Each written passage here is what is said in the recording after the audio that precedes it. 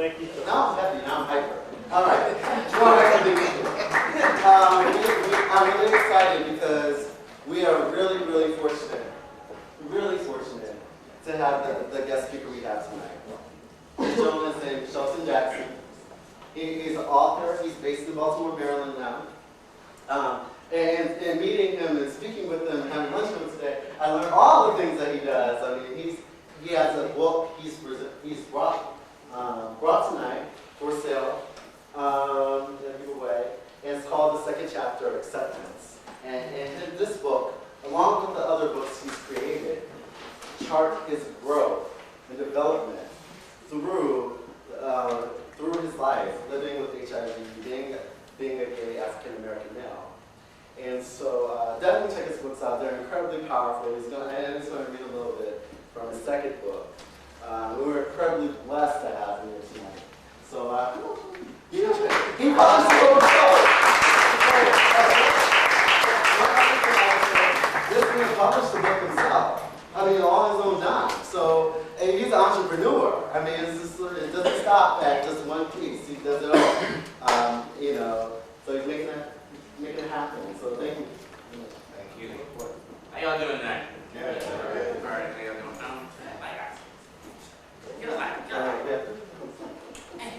Sorry. Like he said, my name is Shelton Jackson.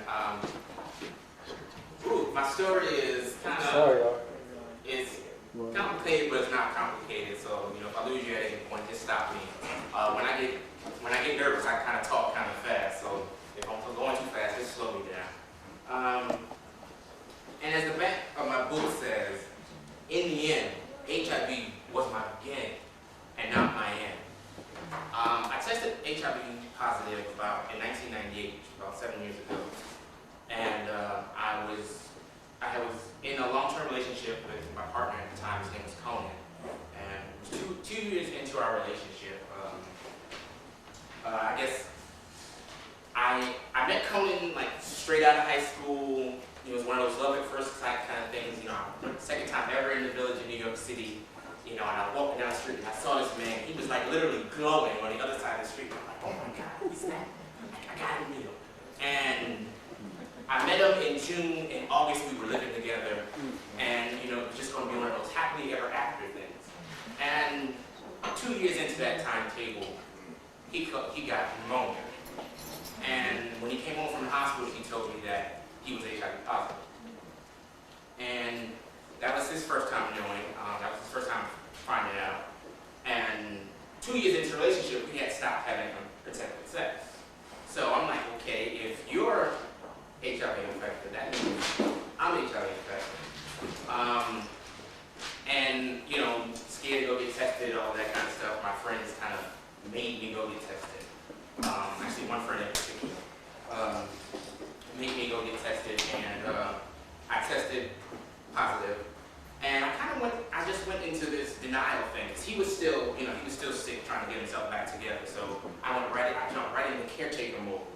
And I was like, all right, I'm not going to worry about myself, I'm going to take care of Conan. And my rationale was, everything was going to be all right, because as long as I take care of him, he'll get better, and then if I get sick, he'll take care of me. And that kind of made it okay for me to be HIV positive. I was like, all right, I have somebody to take care of me for the rest of my life, and vice versa. It never dawned on me in that one of us would die. And that's what happened. Conan passed away 4 years after testing positive. And it just kind of rocked my world. I kind of knew it was coming. Because I saw him go from this vibrant person to this person that couldn't make it up the steps. He lived on the 3rd floor of an apartment building, and he would get up to the top of the steps and crawl to the couch and literally have to go to sleep to get his energy back. And so it was just like, so when he finally passed away, it was just like, I was sad and I was alone, but at the same time, it was a relief for me to see him out of pain. Because I couldn't see him like that. His mom was at his bedside vigilantly. I was just like, I can't see. I can't see him like this.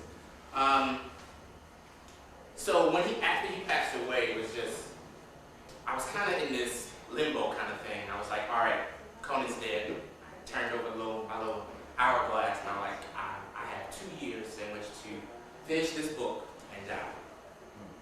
And I'd say about 6 months into that time period, a friend of mine told me about this program called AIDS Medicines and Miracles. And it was like, he said, go to this, this program. It's a lot of, hand holding and crying out in the woods in Connecticut. I'm like, okay, I guess, that sounded like, about what I needed. And I went up there and we were, it was just what he said. It was a lot of hand holding. It was literally in a convent in the middle of the woods. And I just remember people going outside and it was this one brick building and nothing but woods as far as you could see. And I remember people going outside. I'm like, why are y'all going outside? Ain't y'all seeing Jason? Get the hell out of the house! And I'm like, why are y'all it just baffled me. I'm just you don't put me in the woods.